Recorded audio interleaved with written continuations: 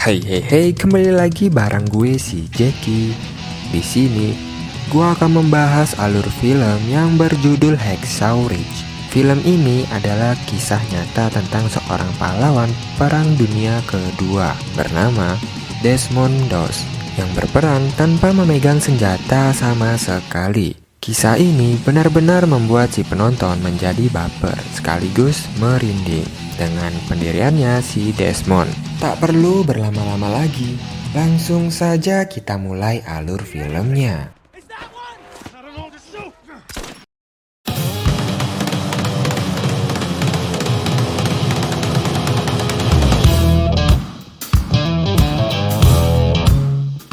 Di awal film diceritakan bahwa di masa kecil Desmond Doss sangat dekat dengan kakaknya yang bernama Hal. Mereka berdua suka bermain dan berpetualang di hutan dekat rumah mereka. Ayahnya adalah seorang mantan tentara pensiunan yang dulu dia ikut berperang saat Perang Dunia ke-1. Di Perang Dunia ke-1 itu, ayahnya Desmond Doss selamat dan berhasil pulang. Namun, seluruh teman-temannya tewas dan hanya pulang nama saja. Dari situ, ayahnya Desmond menjadi orang yang sangat depresi karena belum bisa melupakan bagaimana kejamnya Perang Dunia I itu, di mana teman-teman masa kecil ayahnya Desmond mati di depan matanya sendiri. Akhirnya, ayah Desmond pun menjadi seorang yang pemabuk berat dan berubah jadi ayah yang sangat pemarah. Sangat berbeda dengan ayah Desmond sebelum pergi ke medan perang, yang adalah orang yang sangat lembut dan penyayang. Singkat cerita, Desmond kecil yang sedang berkelahi dengan kakaknya tiba-tiba mengambil batu balok dan menggeprek kakaknya. Kakaknya pun tersungkur kesakitan dan hampir meninggal dunia karena hantaman batu itu. Di sini Desmond shock karena udah hampir membunuh kakaknya sendiri yang sangat dia sayangi. Desmond pun melihat sebuah gambar di rumahnya tentang 7 dosa besar manusia yang salah satunya adalah dosa membunuh. Di situ Desmond pun seperti mendapatkan sebuah anugerah yang sangat menggetarkan hatinya. Untungnya kakaknya itu berhasil selamat. Singkat cerita, Desmond sudah tumbuh dewasa dan sekarang Desmond menjadi orang yang sangat taat pada agama, serta sekarang bekerja dan membantu di sebuah gereja. Dia sekarang kemana-mana sangat memegang teguh semua perintah dan larangan agamanya tersebut, terutama larangan membunuh yang sampai saat ini masih selalu diingat jelas. Ketika Desmond lagi bantu bersih-bersih gereja, tiba-tiba ada kecelakaan di depan gereja tersebut. Desmond pun langsung lari keluar dan melihat keadaan orang itu. Dan ternyata parah banget, sampai darahnya bercucuran banyak sekali. Desmond pun membuka sabuk di celananya untuk mengikat dan menghentikan aliran darah orang itu agar tidak keluar lebih banyak lagi. Sesampainya di rumah sakit, orang itu akhirnya ditangani oleh seorang dokter, dan dokter itu pun mengatakan pada Desmond, mendengar ucapan dari dokter, Desmond pun terdiam ketika kalimat itu yang paling berarti buat dia. Di saat dulu dia hampir membunuh kakaknya sendiri, sekarang dia justru menyelamatkan nyawa seseorang. Lanjut, Desmond pun berjalan berkeliling di ruangan UGD itu. Lalu dia pun bertemu dengan seorang suster yang sangat cantik. Sampai dia pun tidak berkedip. Semenjak kejadian itu, dia pun mulai jatuh cinta dan sering mondar-mandir rumah sakit untuk setiap harinya cuma buat nemuin dan PDKT sama si suster cantik itu. Akhirnya, suatu hari dia pun berhasil mendapatkan hati suster itu. Dan kemudian pergi berkencan. Dari sini, Desmond banyak belajar tentang ilmu kedokteran dari pacarnya itu. Setiap hari, dia belajar tentang anatomi tubuh dari buku-buku yang dipinjamkan pacarnya itu. Dan sampailah di suatu hari saat Desmond dan keluarganya yang sedang sarapan, lalu kakaknya Desmond yaitu si Hal tiba-tiba keluar kamar dengan pakaian militer dan berkata pada keluarganya bahwa dia akan pergi mengabdi di Perang Dunia II Mendengar itu, seluruh keluarga pun syok, terutama ayahnya, yang dulu melihat teman-temannya tewas di medan perang. Dia tak ingin melihat anaknya juga bernasib sama. Ayahnya pun menangis dan lalu mengusir kakaknya Desmond. Kakaknya Desmond itu pun, yaitu si Hal, akhirnya pergi dan berangkat menuju medan perang. Tapi panggilan di hati Desmond pun semakin lama semakin besar juga, bahwa dia merasa juga harus mengabdi kepada negaranya. Ia tak bisa hanya tinggal dan santai di rumah. Sementara negaranya sedang dalam peperangan. Sampailah di suatu waktu di mana Desmond memutuskan untuk mengikuti jejak kakaknya untuk mengabdi dan mendaftarkan diri sebagai tentara untuk Perang Dunia II. Akhirnya, sebelum pergi, Desmond pun melamar pacarnya itu. Dan ketika saat tiba waktunya perpisahan, saat di kereta, tunangannya itu pun memberikan buku Alkitab dan diselipkan fotonya agar ia selalu ingat agama dan ada kekasihnya yang selalu menunggunya di rumah. Sesampainya Desmond di kamp pelatihan militer, dia berkenalan dengan banyak orang yang nantinya akan jadi satu tim dengan dia. Singkat cerita, awalnya semua tampak baik-baik saja. Dari mulai hubungannya dengan rekan-rekan setimnya, hubungannya dengan sersan atau komandannya di timnya itu. Lanjut, di sesi latihan ini, karena nanti di medan perang berada di tebing-tebing yang tinggi, dan kali ini adalah untuk membuat simpul tali tambang yang nantinya digunakan untuk mendaki atau menuruni tebing. Di sini, hampir semuanya berhasil membuat simpul yang sempurna. Namun, yang dibuat Desmond saat itu, semua orang pun menertawakannya dan meledeknya. Di latihan ketangkasan juga semuanya lancar. Desmond pun juara 1 di timnya. Namun, saat tiba di latihan menembak dan semua orang sudah mengambil senjatanya masing-masing, di sana tersisa satu senjata, dan ternyata itu adalah senjatanya Desmond. Dia berkata bahwa dia tidak bisa memegang senjata karena agamanya melarangnya untuk membunuh atau mengambil nyawa seseorang.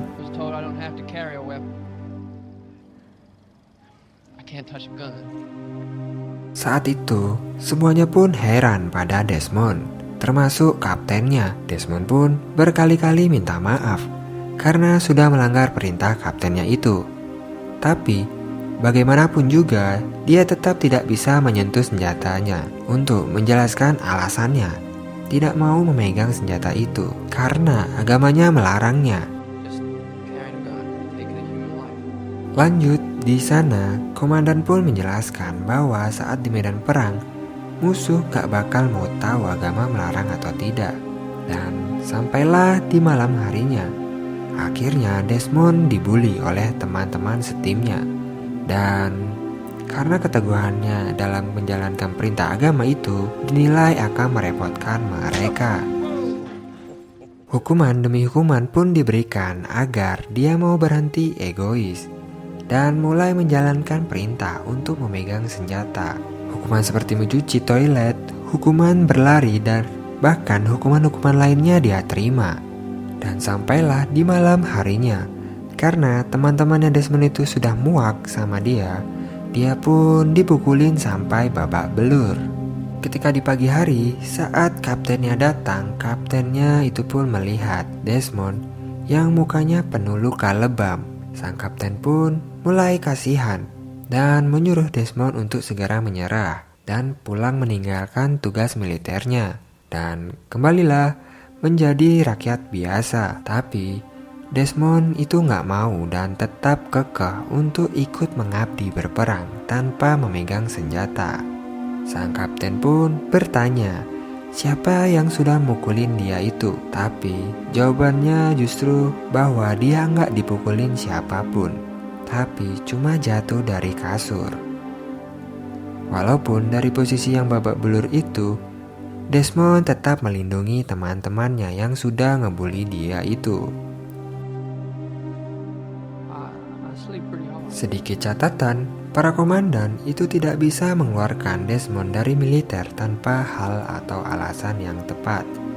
Jadi, untuk ngeluarin seseorang anggota harus melewati beberapa tahapan, seperti pengadilan militer dan lainnya. Jadi, nggak bisa seenaknya. Akhirnya, Desmond pun dipenjara sementara di penjara militer dengan tuduhan telah melawan perintah atasan dengan tidak mau memegang senjata. Alhasil, Desmond pun jadi nggak bisa ambil libur di hari pernikahannya dengan kekasihnya itu. Desmond pun frustasi karena pernikahannya dengan wanita yang sangat dia cintai itu pun batal. Lalu kekasihnya itu pun atas suruhan dari si komandan datang ke penjara dan berusaha untuk membujuk Desmond agar mau melepaskan egonya dan menuruti perintah komandannya itu untuk memegang senjata. Tapi Desmond pun tetap kekeh dengan pendiriannya itu. Di sini, walaupun ia terus melawan, tapi dia juga lagi galau. Dia nggak tahu apa yang dilakukan itu benar atau tidak. Hatinya selalu ngebimbing dia buat tetap teguh sama pendiriannya. Di satu sisi, dia taat sama perintah Tuhan. Tapi di sisi lain dia juga galau dikarenakan cobaan demi cobaan yang terus saja datang. Akhirnya sampailah di persidangan militer untuk memutuskan mengeluarkan Desmond dari militer atau tetap mempertahankannya. Di sidang itu sudah terpojok banget karena ngadepin tuduhan dari 3 kapten yang bilang bahwa Desmond sudah melawan perintah atasannya dan bakalan dianggap sebagai penentang perang. Tapi dia yakin bahwa dia bukan penentang perang dan dia juga bukan pengkhianat negara. Dia pun mengatakan sepatah kata, "It isn't right that other men should fight and die while everybody else is taking life. I'm gonna be saving it." Mendengar hal itu, semua pun terdiam dan terharu. Tapi hukum tetaplah hukum. Di dalam militer, semua harus patuh pada atasan dan tidak boleh mengutamakan kemauan. Dan pada akhirnya, ayahnya Desmond yang seorang mantan tentara saat Perang Dunia I pun datang dengan membawa surat dari Panglima Militer yang bertuliskan bahwa keputusan Desmond untuk mengabdi sebagai tentara medis adalah hal yang sah dan membunuh orang bukan kemauan pribadi, namun perintah agama dan ketaatan, dan tidak akan dianggap sebagai pelanggaran hukum militer. Akhirnya setelah itu, Desmond pun dapat cuti libur untuk acara pernikahannya dengan kekasihnya itu. Dan di scene ini diperlihatkan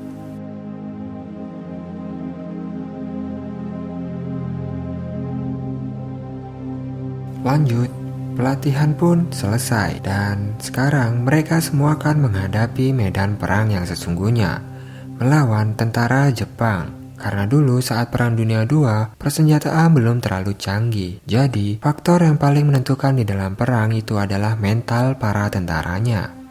Di sini, kita semua tahu gimana ganasnya tentara Jepang. Mereka rela bunuh diri sambil membawa granat buat ngeledakin para tentara lawan. Dan akhirnya sampailah di lokasi medan perangnya, yaitu sebuah tebing tinggi yang bernama Hexau. Mereka semua pun lalu mendaki tebing itu, dan setelah mereka semua sampai, kita diperlihatkan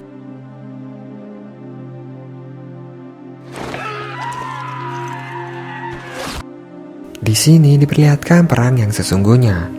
Ketika menonton ini, gue berasa ngikut alur filmnya. Ngeri, seperti tragedi granat meledak yang sampai menewaskan prajurit hingga badannya kebelah dua. Dan bahkan organ tubuhnya sudah kocar-kacir.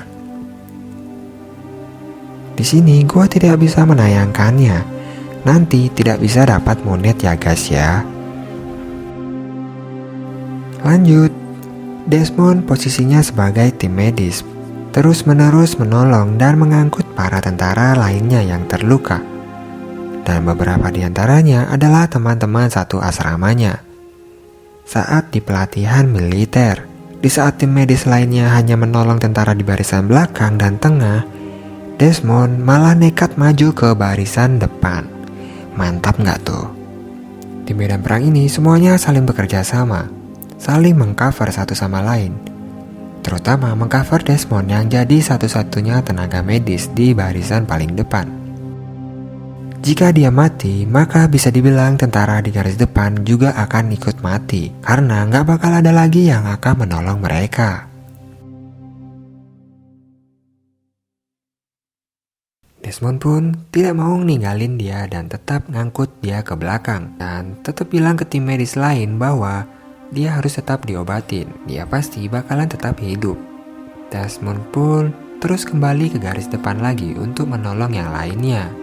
Berita malam pun tiba, dan semua pun mundur terlebih dahulu, karena kondisinya yang gelap itu nggak memungkinkan untuk tetap melakukan penyerangan. Tapi saat semua musuh beristirahat dan berlindung, Desmond malam itu masih tetap mau kembali ke garis depan untuk menolong para tentara lain yang masih terluka. Dan masih ada di sana. Lalu saat dirasa cukup dan kelelahan, Desmond pun akhirnya mencari tempat berlindung untuk beristirahat. Saat itu, di suasana malam, Desmond yang sedang berlindung bersama rekannya kemudian bercerita tentang alasan sebenarnya dia tak ingin memegang senjata. Desmond berkata bahwa sebenarnya tak boleh membunuh adalah perintah agama. Namun, tidak memegang senjata itu bukan perintah agama, melainkan kemauannya pribadi. Ketika dulu waktu di rumahnya, ayahnya Desmond yang mabuk selalu melakukan kekerasan pada Desmond dan kakaknya. Desmond pun masih bisa terima. Singkat cerita, pagi hari pun tiba. Lalu para tentara Jepang yang jumlahnya ribuan tiba-tiba menyerbu mereka dari bawah tanah. Karena jumlahnya yang sangat banyak, maka mereka pun terpojok dan terpukul mundur dan berlari menuju tebing Hexau. Tapi karena penyergapan mendesak itu, jadi banyak banget korban di sana. Banyak teman-teman asrama yang dikenal meninggal dan terluka di sana. Dan akhirnya saat semua tentara termasuk para komandan di asrama militer yang dulu yang memilih kabur dan kembali ke markas. Desmond pun yang sedang melihat teman-temannya mati dan terluka, benar-benar bingung. Gak tahu harus kabur atau tetap tinggal dan menolong mereka. Sementara tentara Jepang sangatlah banyak dan masih terus menyerbu mereka.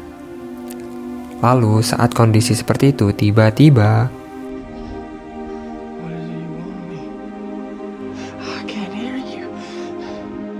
akhirnya Desmond pun memilih untuk kembali ke garis depan dan menolong sebanyak mungkin para tentara yang masih tertinggal di sana. Satu demi satu, Desmond terus mengangkut para tentara itu sendirian. Tapi saat sampai di tebing Hexau, dia tidak bisa menurunkan mereka sendirian.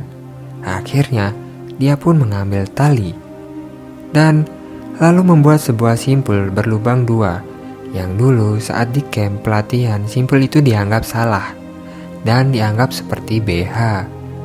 Tapi justru sekarang simpul Desmond itu berhasil mengangkut para korban terluka itu dengan lebih kuat, dan akhirnya Desmond pun menurunkan mereka satu persatu. Lalu, tentara yang sedang berjaga di bawah pun melihat satu demi satu ada tentara yang turun dan selamat. Tapi, mereka bingung dari mana datangnya mereka itu, dan siapa yang nurunin mereka juga nggak tahu. Si kapten yang baru sampai di markas pun masih terus kepikiran bahwa banyak anak buahnya yang masih terluka dan tertinggal di atas sana. Tapi dia nggak bisa berbuat apa-apa dan nggak bisa menolongnya. Sang kapten itu pun frustasi dan meminta bantuan kemana-mana untuk mengirim pasukan tambahan untuk kembali ke atas. Tapi pasukan itu baru bisa datang esokan harinya. Sementara itu, Desmond yang masih di medan perang sendirian dan tanpa memegang senjata sama sekali pun terus-menerus main peta umpet sama tentara Jepang. Bahkan, saat Desmond masuk ke markas bawah tanahnya Jepang, dia melihat tentara Jepang yang sedang terluka, dan dia juga tetap menolongnya. Di sini, Desmond berusaha menolong semua orang yang dia bisa, termasuk tentara musuh sekalipun.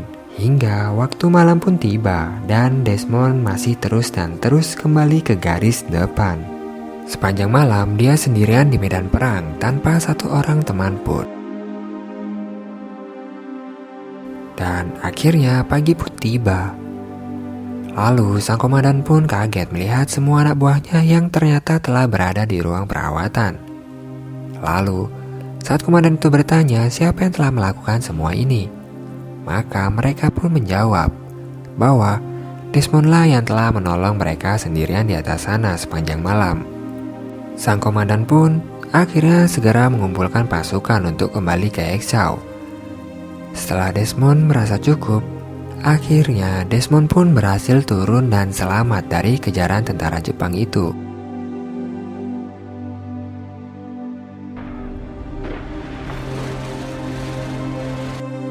Dan saat tiba di bawah, semua tentara di sana benar-benar gak nyangka sama apa yang dia lakuin sendirian di atas sana.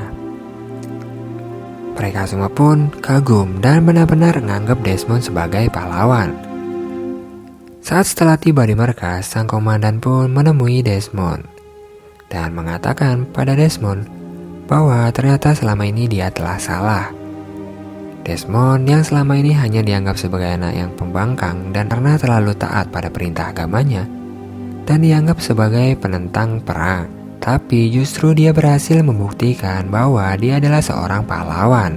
Di akhir film pun diperlihatkan bahwa semua tentara yang sudah berkumpul dan bersiap untuk naik lagi ke Exau dan berperang, tapi mereka semua berkata bahwa mereka gak mau kembali ke atas. Mereka semua menganggap bahwa bila Desmond ada bersama mereka, maka Tuhan akan memberikan pertolongan kepada mereka juga. Itulah alur film dari Hacksaw Ridge, di mana film ini mengajarkan kita tentang kebaikan. Ketika kita dijahati oleh seseorang, kita harus membalasnya dengan kebaikan. Dan jangan lupa dukung terus channel Titik Bali Movie dengan cara like, komen, dan subscribe channel ini supaya gue makin semangat membuat film-film dan menghibur kalian semua. Gue Jeki, au revoir.